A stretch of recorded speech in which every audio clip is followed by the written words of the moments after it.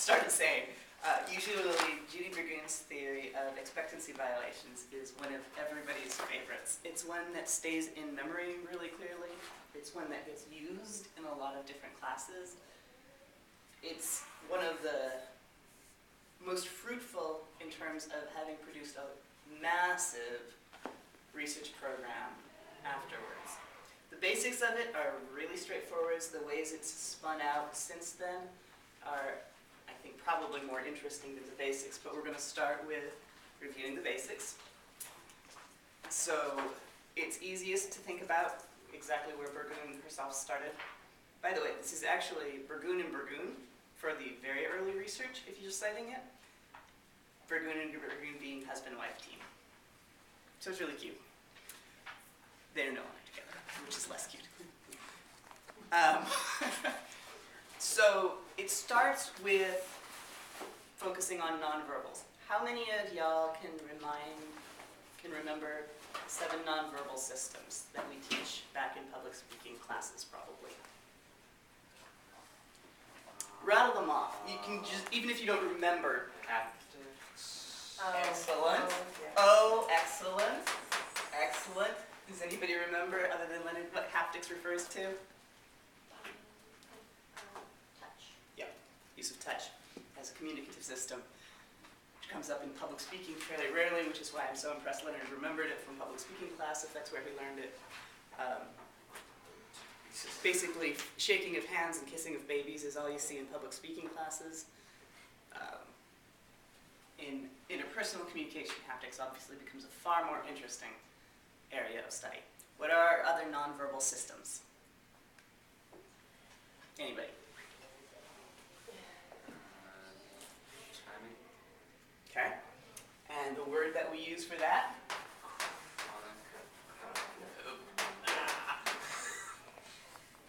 I got there too soon, sorry.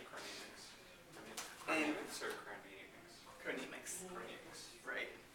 Same word that we get chronos, chronology, etc., etc. That's the time and space.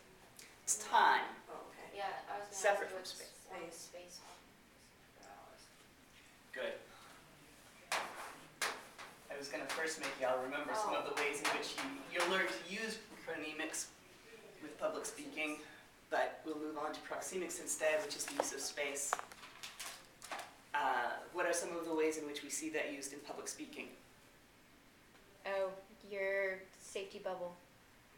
Safety bubble is mostly comes up in interpersonal, but you do see it also in public speaking. The way I was thinking of it is kind of like, okay, back to me and my good wife. Good. So they were doing a political campaign, and his advisor was saying, when you start to retaliate against her, because it was a man arguing against a woman, she's going to want to try to get closer to you, and it's going to feel to the audience like you're bullying Attacking. her. So you want to keep your personal space and only be in the camera by yourself. Yeah. Good. Eye contact? I don't know what the... As well, how you move around your stage. That's the usual way we think about it in public speaking. The use of podium, the tendency to come forwards into the audience, right? Clinton's famous doing that was argued to have won him the debates in that first presidential round.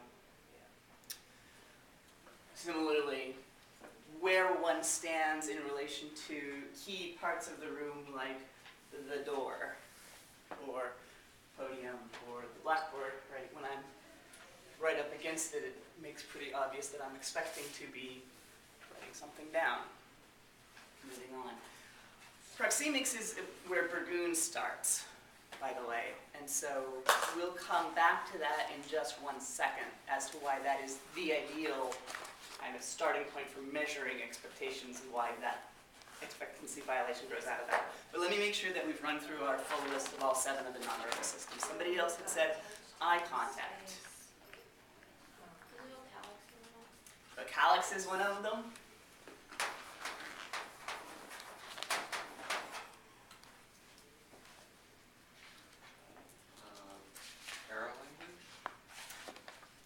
The calyx is usually what people are referring to when they talk about paralanguage, the volume, pitch, and pace. Yeah. Yep, obviously crucial. Although less useful for understanding expectancy violations than one might think. Eye contact we usually lump under kinesics, movement. That's my favorite. Excellent. Yeah, it's a good one. We use it, it's very powerful for public speaking. It's probably maybe the most powerful of these for public speaking. It actually goes into so many other career fields and so many other aspects. Oh, that's probably true. So we are missing two. Gestures, something like that? Is that what you think? Kinesics includes use, right, so it's the root word for movement. It includes facial movement, expressions, things like eye contact. It also includes larger movements. With public speaking, by the way, and you probably haven't gotten this lecture, so I'm going to give this lecture right now. The primary use, in addition to gestures, it's what you do with your feet, and that's always for people when they start public speaking kind of an issue. People worry about it for some reason. And so the old school elocution movement actually mapped the speeches out step for step for step all the way through them. And so there's this really neat kind of dance that they used to teach us to do. Not dance, but you know, the idea when you're transitioning out of your introduction, moving into the main body of the speech, you convey immediacy. You want to say, we're getting down to business. What do? To do that, you take a step forwards towards your audience, and you expect them to be similarly leaning in. And so hopefully kinesics will be mirroring.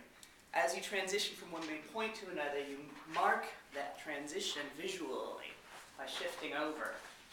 And you take a step to the right, take a step to the left for the second main point. Again, as you're transitioning to your third or however many. When you're transitioning into your conclusion, you want to take a big step backwards, because what you're trying to convey is, now we're going to look at the big picture. What do I need to do that? I need to get some perspective on it, some distance from it. Plus, the other advantage of that step backwards as you're transitioning into the conclusion is you're now distancing from the audience, right? We're preparing, we're moving towards leave-taking, and so this is a way to kind of make that less abrupt. It prepares my audience visually as well. What two nonverbal systems have we neglected out of the list of 7? That's what I'm looking for. Sorry, my dog just put my rambling. Oh, that's okay. We are listing off the 7 nonverbal systems before we plunge into talking about the research behind development of the theory. I'll just, you probably won't guess them, because they're less directly connected to communication in some ways. Artifacts, things like the use of communication, writing as a form of communication. Obviously, you can do a lot with it non-verbally. Appearance is not well studied at all, especially not by means of expectancy violation theory. Why would expectancy violation theory be particularly bad at trying to sort out a nonverbal system like appearance? Perhaps we should back up. What does expectancy violation theory say about nonverbal communication in general? It's pointing out the strangeness. Yes, exactly. We start assigning meanings when people do things other than what we expect of them. And so it's only when there's a violation that occurs that we start assigning meanings, that we even start noticing as a communicative feature, right? If you are standing where I expect you to be standing, I'm not going to assign meaning to it. It's just, of course, that's where they stand. And you can measure out with a great deal of precision where people expect the other person to stand. It's really easy to see when you stand too close to somebody. They start showing all kinds of signs of it very rapidly, right? And we know to detect those signs.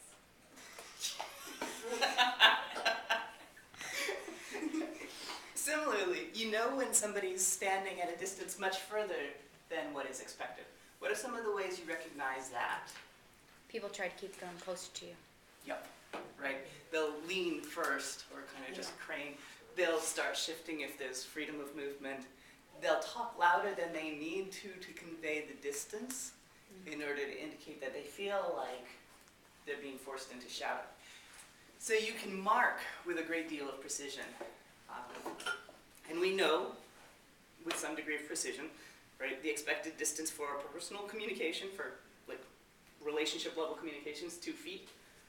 4 feet for something like groups. Anything beyond that, public communication spaces, more than 6 feet. I think those are the numbers. I could be wrong on the numbers. What else do you notice about that? It tells me what I'm going to notice and start assigning meanings to based on my expectations, but it doesn't really tell me yet what I'm going to do when there are violations, other than to perhaps try to correct them. So then the next question that Burgoon theorizes nicely about is how to tell under what circumstances those violations are going to be evaluated positively, i.e. I'm going to assign a meaning to it, like, oh, hey, this person actually wants to be close to me. Cool. Versus under what circumstances the violation is going to be assigned a negative meaning, a negative valence. And you can probably reason through for yourselves, what are some of the conditions under which a violation of too close is likely to be evaluated positively? They're intimate, or If it's a relationship that somebody wants to foster towards Yes. greater intimacy. They're wanted to be intimate. So Right. I like that. Right, That should come closer. right. Also, if it's a mark of favor, i.e. if I'm singling somebody out often in class and it gets interpreted as privileging one over another. So power differences make a big difference in the violation valence. Go on. Thing that popped into my head with King Louis, where it was favored upon of who got to wipe the royal booty. Because Yeah. that was how close you were to him, that Yeah. you were able to do that for him. Yeah. That's what my brain was. Some of the old courtier books have all these protocols about how to handle things like Totally. chamber behaviors. Oh. Yes. Yeah, protocols. So with appearance, I would imagine that it would be hard to study because Good. what is socially normed changes so quickly. Right. And I mean, I remember I was all about having a poet shirt, and then it was one of those ones that Oh, with ruffled the a whole white bunch. lace ruffles. Yeah, it made me look like I was trying to be Will Shakespeare or something like that. And I looked and I was like, why did you ever let me buy that shirt? And my mom was like, you liked it. You thought it was awesome. And I was like, oh my gosh, it's so horrible. Or, so I think that figuring out like that, what is or isn't strange can shift really quickly. And then also the cultural differences shift really quickly. Mm-hmm. And so figuring out what the norm or expectation is becomes really problematic. And so identifying violations, let alone how are people going to react to those violation valences, becomes really problematic. How might we try to imagine guessing whether a violation is going to be viewed favorably? By the reaction that we perceive. Right, okay, but if I have to predict in advance, if I have to try to guess who could get away with a violation and it getting evaluated favorably, what would I look for? What would I expect?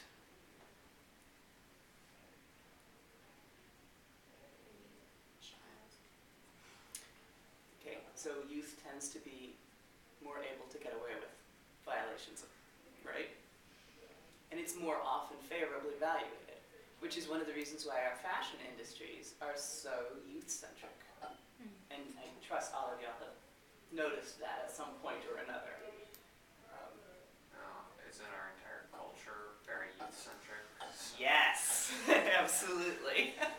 So it's not just, fashion industry, movie stars increasingly, right? Is there anything else though that might be useful to try to predict Like, okay, let's say that I have age controlled for.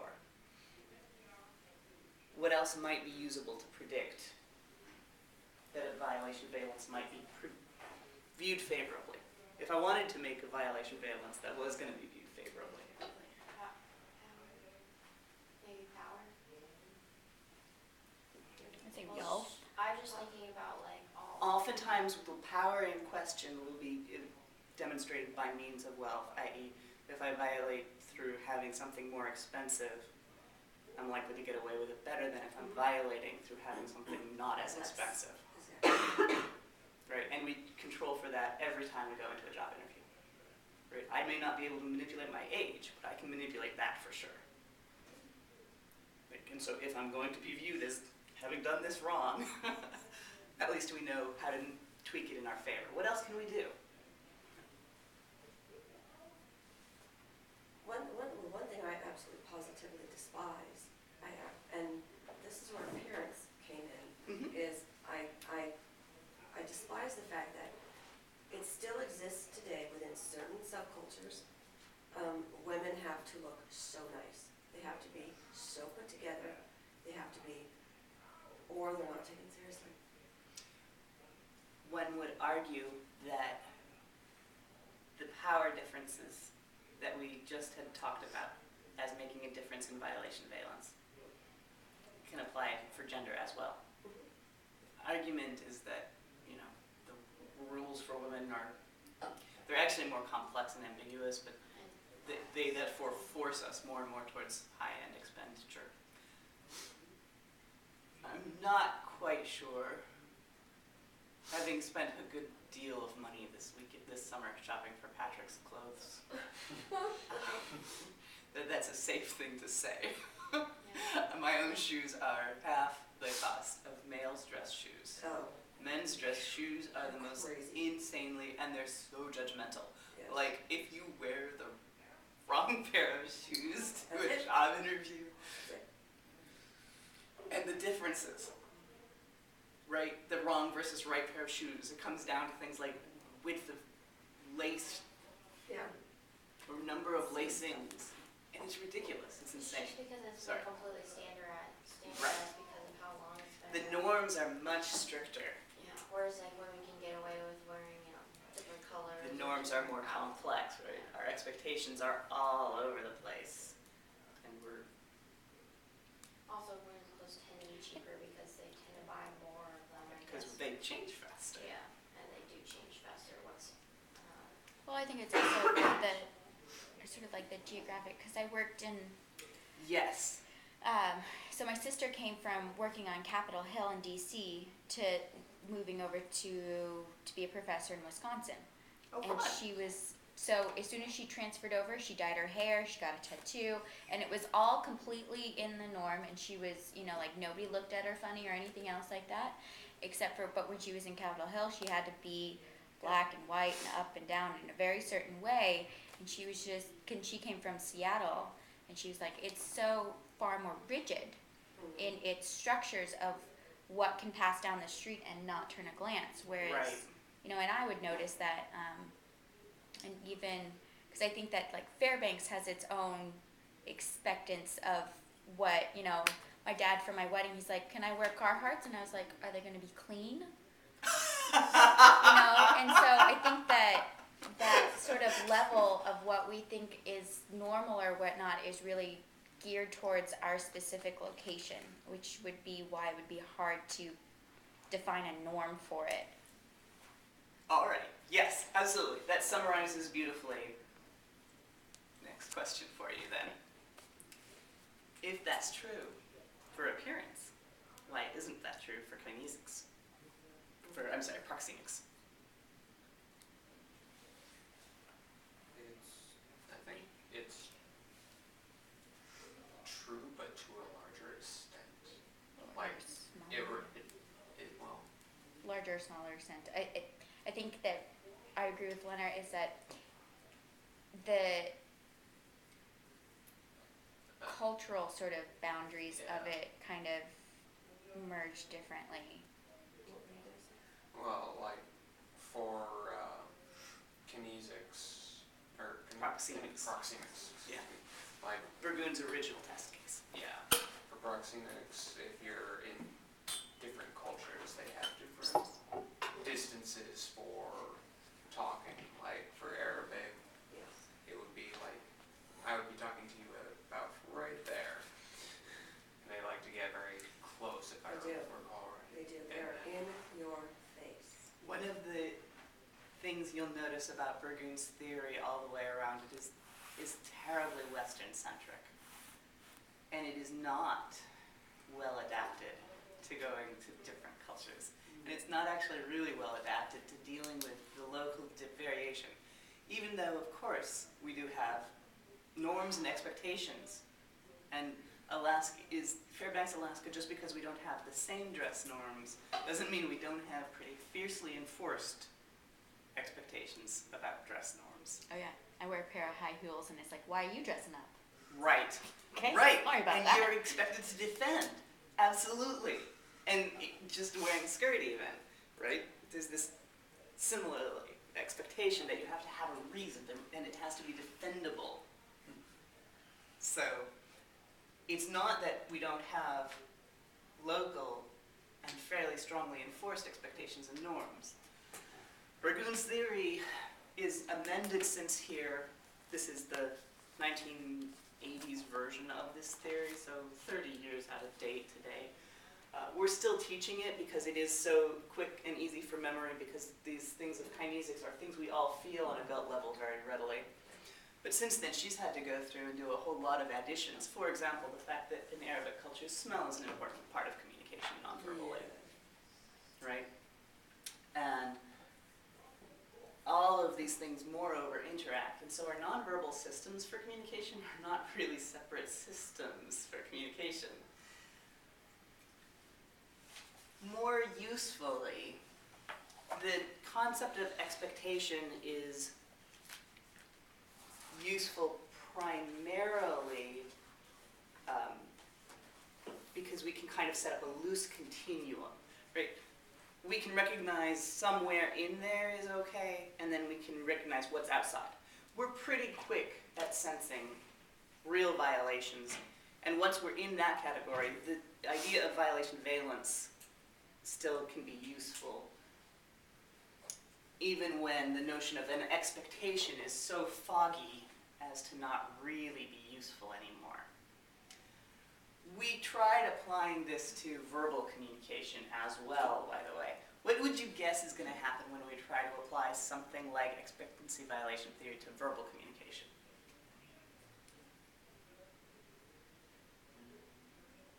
Sarcasm, I get. We get things like sarcasm that really mess up any hope of trying to pin down either expectations, but it also becomes really difficult to pin down violations because the work of conversation is so complex. For me to be able to interpret when sarcasm is happening, it requires that I be able to detect what might be a violation, like something that doesn't make sense, and then create a new way for me to imagine how maybe it does make sense in context. And so the sender is doing more work, the receiver, if you want to use those old categories, the work involved is already so much greater. And the rules for interpreting conversation are such that there can be no real expectation violation, because I will find a way to make sense in order to allow conversation to happen. If you're in doubt, try it out sometime. Throw a curveball. Sometime when you know that there's a clear expectation of one type of response, throw something in that's different. Have you tried that ever? Yes. Can you think of some examples? I can't, sorry. Okay, I'm going to make Ronnie Yeah, respond go to this ahead. one. No. Give me an example of a time when you could identify that there was an expectation response and you violated that. I'm sorry, I'm not really here at the moment. Sometime when somebody asked you, how are you doing? And you gave them the real answer instead of, hi, I'm fine, thanks, how are you? Right now. Like right now. Exactly. Okay, good. Okay, yes, thank you. And see, the work that we do to make sense of that is going to have sense imposed on it to turn it into what we want it to be to make the conversation work. My spouse loves doing this at restaurants. There's a few social rituals where it's normative enough that there really are some expectations put in place. When the waitress comes to your table and says, "Can I help you?" what does she really mean? Yes. Are you ready to order? The expected response is to name something from the menu. Anything outside of that, that's not normal, Yeah. right? And she's gonna react at you. And so if she comes to your table and she asks, "Can I help you?" and you say, "Yes, I am in need of a loan for $500,000. The conversation just kind of stops. But then the burden on the rest of the parties is they'll find a way to make it work. And usually it gets turned into humor, right? Humor is one of these categories, and it's really hard to understand in some ways from a communication perspective because it does that. I had like the greatest example of that. So I go to the Chili here, and I'd be going through the lunch line, and just say hi to the people that like are serving your food or whatever. Yeah. And I go, "Oh, how are you?" Like the usual everyday thing. And, so I was like, "Oh, how are you?" And I was already like, Gone I mentally. was moving on to my next. What am I gonna get at this next serving station? And I had like already, I think, started my response to say, "Oh, that's nice," or like, "Have a good day," or something. And before I realized that he had said, I was like, "Oh, how are you?" And he said, "Not very, very good. My wife left me." It's just like, I didn't know the guy, like, and, I had already been like, "Oh, well, that's awful. I'm sorry." It's like, it was so embarrassing because, like, I totally, like, I didn't hear his response, but it took me almost, like, it was like a long time for me to And realize that's such an that awkward, he had, weird self-disclosure anyways. exactly. Like, why is he telling me He's my this? lunch guy. I have an example of a time where the violation valence was getting larger and larger by the moment. And so I'm really seeking to help here.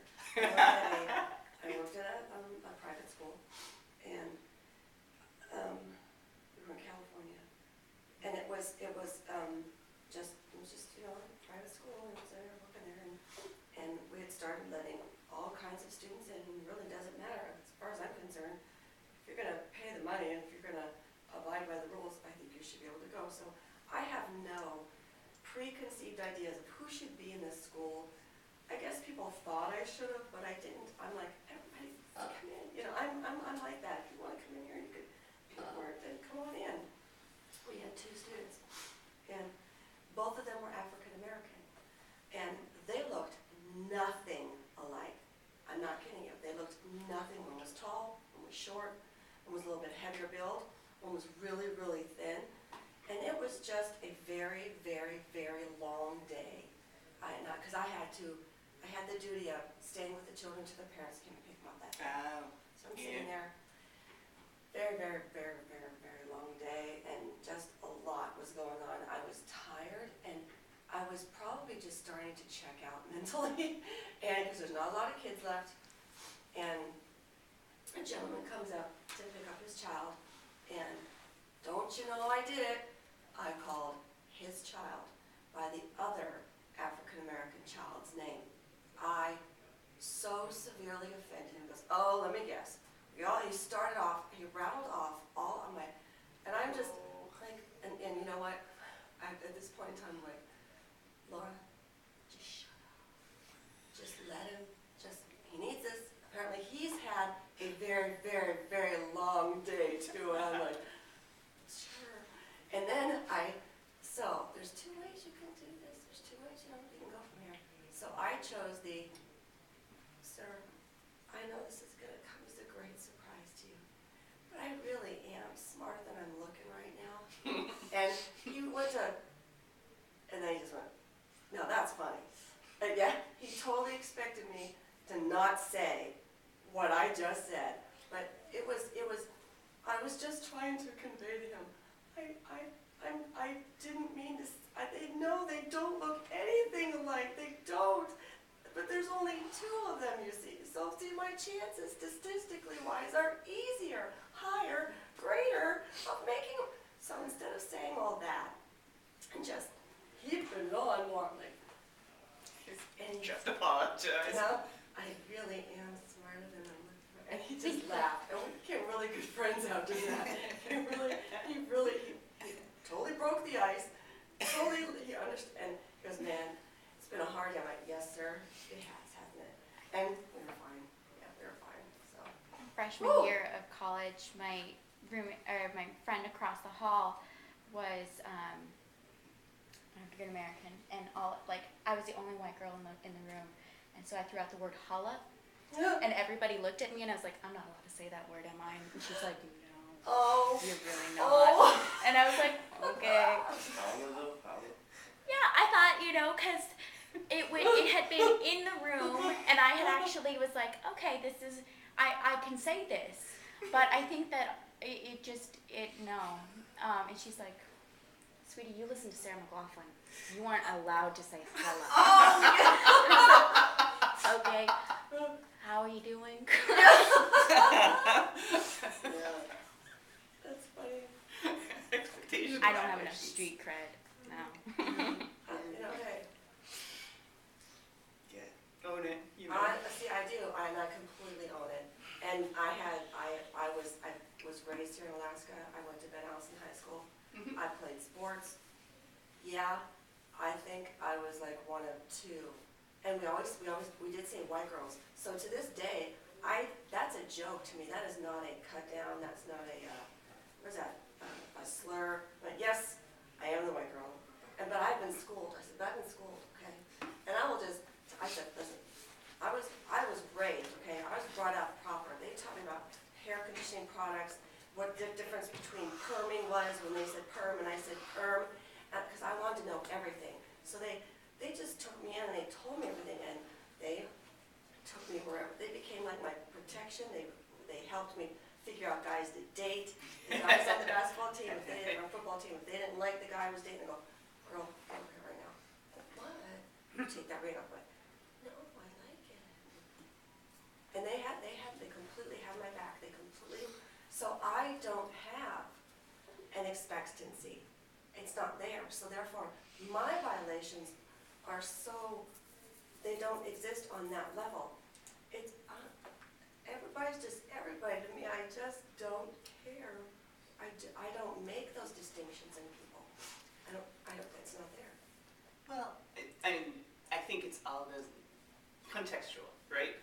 One of the things that Burgoon's theory also falls short on is that she doesn't have a very good way of accounting for the situations. For example, proxemics again, right? Our most cut and dried, straightforward, we can measure this, I can give you inches of precision as to when it's wrong and when it's right. And then I hit an elevator. Yeah. What do you notice? And there's like Everybody 15 turns people in there. forward towards the door. Right. Because we've all just violated each other's personal space, right? You are in my space by I love definition. elevator violations. Yes, elevator I love violations them. are so fun. They're so fun. And so what we do instead is we start using kinesics and things like eye contact as ways to create artificial boundaries, since we've now violated each other's space. But if you violate that rule, that expectation of, face forward, guess what? We make it work. Yeah. Indeed, it oftentimes stimulates fun conversations. If you do that in greening building, for example, academic context, right? What's going to happen here if you violate all those expectations in our elevator? But it's going to happen. They're going to say, what class are you taking that you're doing this experiment for? Yeah, because The psych department right up there, with communication department right here. Yep. Everybody's so used to it that it just becomes a topic of Yes. conversation. It's like, So are you guys doing that thing where you do the expectancy violation? right, or what class are you in where you're doing this? Or is this like, what is this for? Yeah. So in other words, all of these, we can talk about expectation violation, but in practice, it's hard enough to identify what we can do, though. Like I was saying, talking about violation valences. Once we do have a clear violation, it becomes a really useful theory for talking about how we evaluate those valences. Where it's most used today is with lie detectors. Not lie detectors like the machines that check your pulse, but the real-time, like TSA's efforts, NSA's efforts, I'm sorry to say, are partly driven by communication research that talks about what are the combinations of things that are likely to represent a violation that would be of potential interest. Right? So we can evaluate when word clusters come together that are not predicted as part of the normal flow of the English language. And so that's what NSA is using, right? Similarly, what are some of the things that TSA is using in terms of nonverbals? You know some of this already, just from what are some things you know are going to get you flagged if you go through TSA? You don't take your shoes off. Looking around a lot. Shoes that don't come off readily or are really thick-soled. You know those always get scanned extra, right? Yes. What are some other things that will get you scanned, get you flagged at TSA lines? Strange bulges. Yeah. Anything visible about your expectations regarding clothing is, yeah. Really? I've had fake hair. And they flag you for it. Okay, right. Oh, right. gosh. Okay, I It totally was just that get I it. have the lie hair, so I put it in a bun. Absolutely. It made me Look, shake Oh. it. and whatever is holding that in place must be a weapon. I'm sure you're You're dangerous. concealing something inside there too. Absolutely. She's running diamonds, come on, Stacey. No shit. Blood diamonds. Right, Oh, that's girl. right. Don't Up get there into in that. Alaska, Oh, jeez. come on. Or She's not got a having lot of any diamonds. sort of carry-on in general. You can also get flagged for lack of things. Yes. And so if you're traveling super light, where you're clearly not planning to come back. Well, and if you do not, sometimes, I just sometimes have fun with the TSA people. Anyhow, if you do not, I love to do that. That is fun. Too much eye contact. So Leonard had talked about the fact that glancing around too much, rapid scanning is almost always used as a cue to pull somebody out of the line. But similarly, if you do too much direct eye contact, you'll get flagged. Or not doing it like they say, if you do not take your computer out and put it in a separate bin. If you do not take all this. Right, any violation of the avert rules. Separate bin. But there's all these nonverbal rules as well that will get you flagged. I love the comic that I saw one time. It was just a bunch of people sitting in the plane and they're all naked. They're all naked and one guy's like, "Can you turn down the air conditioning, please?"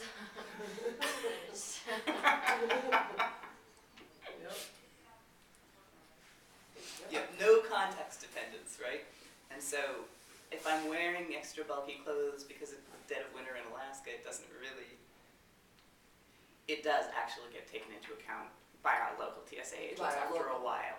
But if you get a new one coming in who was trained somewhere, you'll see it for a while, they'll be real nervous about the bulky clothes. I had the TSA guys joke about like guns and bombs and stuff when like the ones here, yeah. Like I was like kind of going through and I was like I don't know, I was like flustered trying to get my stuff or something. Like I couldn't like. Too much fumbling apparently. Yeah, and they were just trying to make me feel better. They're like, "Oh, it's okay, like, we know you have bombs in this bag or whatever, like it was just like like they were totally joking. Totally but it was looking like, for your reaction. Yeah, I mean they were just, I don't know, I think they just realized it'd been a long day and I was like, I'm done with this. So they were just trying to, I guess, I don't know, make me feel better, but they're like, don't worry about it, just put it through. I was like, ugh. You can see where, similarly, police interrogators who are investigating crime and have to do the interviewing part are really, really interested in Burgoon's work. Yes, they are. I just had a conversation with the sergeant of the troopers. Oh, Yes, I did. okay. I just fun stuff. Suddenly feeling like, Sometimes though, when you're like, when they see you, often, we do travel a lot. oh, I bet that's true, huh? They don't really worry off us because it's let us, like one time I didn't even have to take my computer out from my backpack. Just let me go. So, Oh my goodness. I mean, but when we get to Seattle though, Right on the way back from Seattle, you never get that, do you? no, I always have to take everything out. Everything has to be checked. Yep. Mm-hmm. They get kind of Nazi-ish in Anchorage. Oh, really? I don't know what the deal is like. I'm in Alaska, traveling. Now, in okay, Alaska. those of you who do a lot of Alaska. traveling, do you find that there are a lot of differences across the different Yeah. airports? Yes. Well, I And does it make sense? No. No. Also you kind of find out what you can get away with. Like Yeah. if I pack away my toothpaste and my conditioner in my bag in the middle, it's like they're not gonna dig through. They don't really care. No. It's like people that are taking them out, putting them in their plastic bags. Those are the people that are like, yep, throwing this away. So you just don't take it out if you don't want it. You know what? Let them But find that's it. interesting. They tried to do that. I'm like, guess what, sweetie? I unscrewed the lid, went like this, and squirted out an ounce. Went, now it's safe. Now it's okay. So pass it through. Sometimes I just could take so much from people, and I can't take any more. And so, I'd yeah. like to believe that there is some logic to where the expectations and the sensitivity to norms starts to differ. I mean, I've always found Chicago to be kind of among the most heightened security airports, where the TSA agents are very jumpy and very sensitive about, don't use sarcasm of any sort, pretty much. Yeah, they're not into that. And Chicago, it always made a little sense to me, right? It's such a huge transport hub that maybe that makes sense. But Anchorage? No, I don't know what this person's deal was. That Anchorage seems like a bigger transport hub, or I Well, think, certainly compared to Fairbanks, but not compared to like. but, well, Look at people from like, Japan. as of late, it's been a bigger transport hub for So maybe- overflights. But I think Maybe that- what we're noticing then is changes in expectations because of actual changes in traffic flow. Well, I mean, the other sort of parallel you could draw to there is that what's everybody complain about the cops on campus? They're bored, they don't have anything to do, so they're gonna get you on everything, right? Right. So your TSA person is bored, they have nothing to do, they're gonna get you on everything. Versus somebody else who, you are not worth my time, I have more pressing matters to deal with, I'm going to, Yeah. divert my attention to something else that could be an issue. Versus the, do you know that Bored out you're of my mind. yeah, so I mean, because I've had that where I was Yeah. going through Nome, oddly enough, and the person there was giving me a whole bunch of, and I was like, Really? really? This is no. Yeah, there isn't really even a gate. It's a hut, and we're going through it. That's, I mean, so I kind of think it's based off of that as well, Some- kind of thing. Absolutely. Absolutely. And so highly context dependent. So one would expect that in absence of context, we start becoming more prone to evaluating violations negatively, one might imagine. So let me shift to a different context. What are the cues when you're in an online environment that's strictly anonymous, where you don't know anybody of the persons that you're interacting with? What are the cues you look for to try to guess whether the person is a child or adult? Just to put it into really crude categories, you can say other age indicators if you want. Grammar? Yeah. Okay, So, go on. Well, Tell okay, me so when people start linking up a whole bunch of things like the U and the R for your and all of those sort of things, I usually like put the person as a younger bracket or at least childish, if not in age and demeanor, because they're using a whole bunch of the sort of little colloquies of OMG or LOL, and I'm sitting there trying to like figure it out or Google, what do these three letters mean together? Well, what if they're just lazy? It's But to be able to already have that knowledge in your brain is that my mom is not going to throw out a whole bunch of those. There's Like no she might, BFFs. you're right, she might No. know what, No. LOL is, but a whole bunch of like the BMR or something like that, be right back, something, Oh, yeah, those sort of things is that it's not within her vocabulary, but somebody who's younger and who's been raised on that, it's gonna be more prevalent and more of that is gonna be within their vocabulary to be able to say. Like, one time what did I say? My dad was on Facebook and he like made something and I was like, oh, you're stalking me on Facebook. And he took it as like the biggest insult. Oh, But it wasn't that. I was like, Poor oh dad. my gosh, you're interested in me. You're looking me up. This is so nifty. Yay, my dad cares. But in his social mind of like what stalking was like not a good thing. I was basically calling my dad a creeper and he was not okay with that. So I trust you got that sorted out by yeah, now. yeah. Okay. But I think that the level of, especially when it comes to online sort of social stuff, the language that's built up out of it is She completely might different. have meant, yes, thank you. She might have meant something else, is why I had pushed her to kind of clarify. What else she might have meant when she said grammar? it's straight up grammar. Real life grammar, right? Hmm. And what would we expect? It to be like APA style. Proper. Yeah. Like subject Like a textbook. or Yeah. subject, Incorrect. verb, object.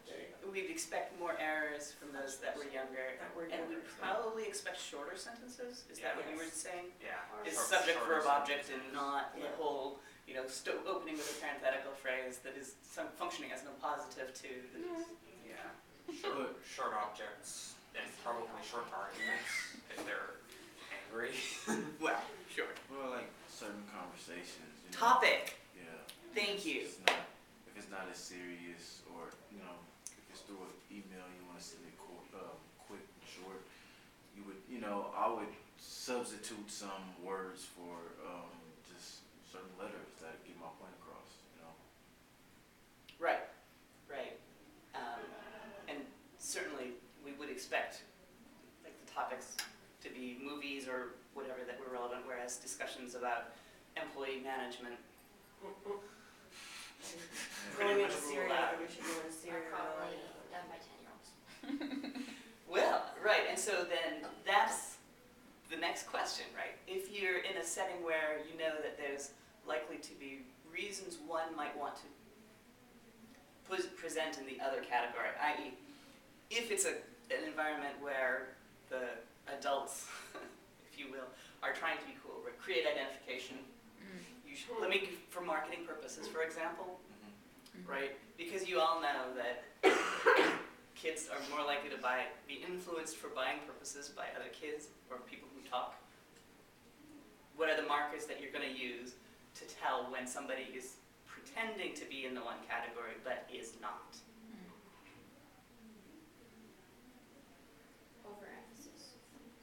Yes, exactly. And so we're actually pretty quick to start being sensitive to too much of a thing as well. And we're quick to start saying, okay, this person has used too many arguments, too many reasons in support of their point. Something's wrong, right? They're lying, probably, in some significant way. Does that make sense? Okay, Really so, annoyed when people use way too many exclamation points. right. We also very quickly develop a set of norms for a person, by the way. And so one of the reasons why, like there are a lot of storylines that involve detecting cheating spouses by means of things like noticing too many exclamation points in an I love you, or by things like roses, or too many roses on a given holiday, right? And that's because the violations, we developed such a strong set of norms and expectations regarding specific person. What's problematic about that? Are you saying like, say you've been with someone for a while, and so you're used to like what they do, Right. so when they start to go overboard with those certain aspects, Right. you suspect something. Totally. Something's Totally. okay. Right? Yeah. And so, it's never been our habit to celebrate our anniversary. All of a sudden he's bringing me roses. Something is wrong. Maybe. Yeah. Maybe, yeah. But that's the point, of course. Ronnie's raising the exact argument that I was trying to get at. We leave each other no room for change. Yeah. If we conclude this is an expectation violation, and usually any marker of change in a relational status is always thought of as threatening, right? But that's problematic in and of itself. I would say that I would err on the side of, maybe they're just trying to be nicer when they overdo it. But when you have a relationship and you're used to a lot of dialogue between the two of you, especially if it's long distance, then they start giving these vague answers, then you really can worry about that. I would say that's one when you should start worrying about it. Length of conversational turn is another of the important cues we use for expectation violation. And similarly, we develop very quick norms for what a particular context demands of us. Job interviews are a really interesting example of this because of how quickly conversational turn length will match up almost.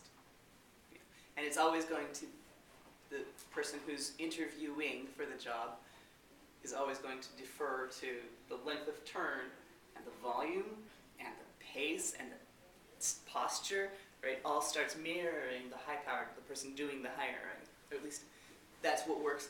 That's how it usually goes in interviews when they win the job. So This makes a lot of sense. it totally does. It totally does. And doing that deliberately, being able to mirror back. One of the things you probably have noticed in a lot of your comm classes is that you can tell a lot of the people quickly mirror back. And so, for example, a lot of comm people are often very quick to pick up accents if they've talked to somebody from another country for a long time. And a lot of it is because I'd like to think we're good listeners.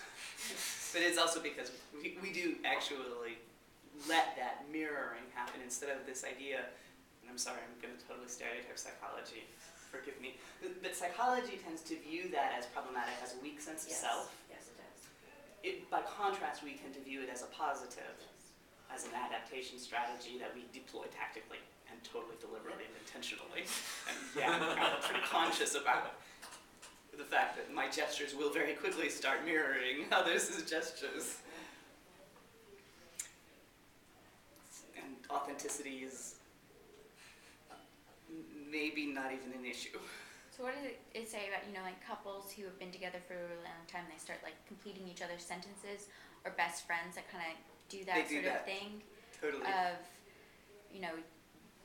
picking up at the different perspective. But I would say back to my holler story, that cannot be good. People start, Well, so I've been with my girlfriend for 2 years now, just passed on the night, and we have a long distance relationship. She's back in California, and when I first had met her, I would, like, our conversations, I would talk, and then like when I'm stuck at something, she would say what I'm thinking.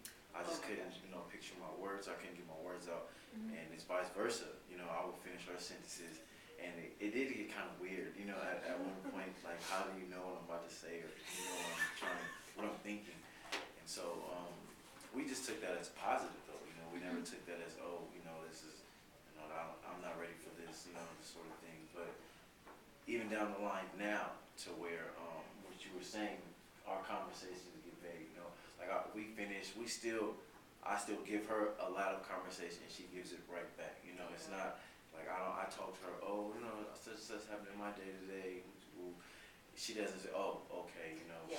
No, right. So It's then you're all fine. constant. So you're fine. The turns are equal length even when it's about your day. She talks just as much about your day as you do. And then I talk about her day. Yeah. She'll tell me like a problem, because she wants to be an elementary teacher. So right now she works as like the part-time after school program with elementary kids. So I try to get as into it as she is.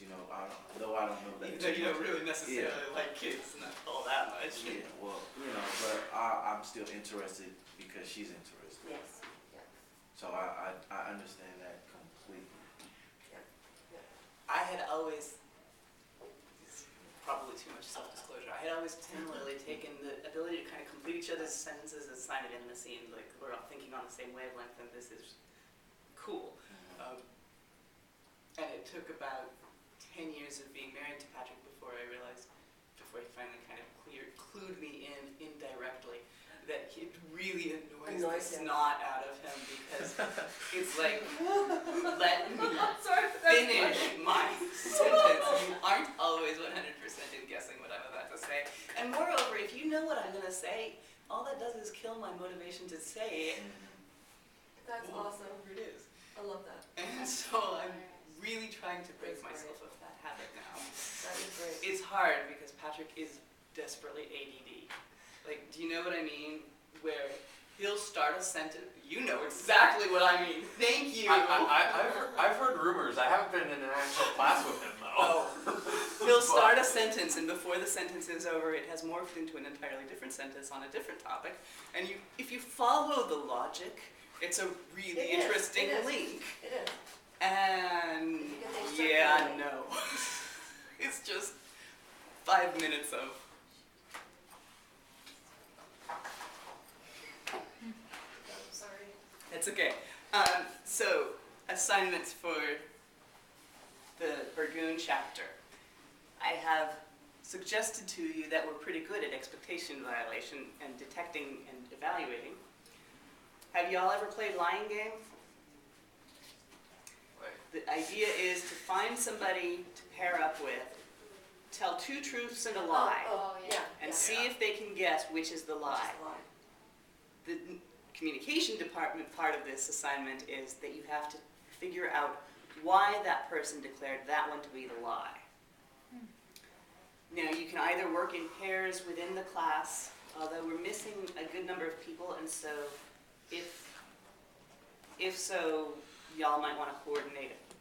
But you might also find it easier to just do this assignment with somebody else. And so if you can get 1 or 2 people who would be willing to participate, it's a really fun party game. Most people enjoy this. And so, you just declare to them that the rules of the game are, you have to write down 3 things about yourself, 2 of them true, 1 of them a lie. The task of the other persons in the game are to figure out which is the lie and give their reasons why. Because that's the really interesting part from a communication perspective. And the rest of us will meet on Wednesday, and we will talk about a theory useful for you living your life better. And if you want to call Petronio yours, that's okay, or you can give us a new one. Look forwards to theories for living your life better.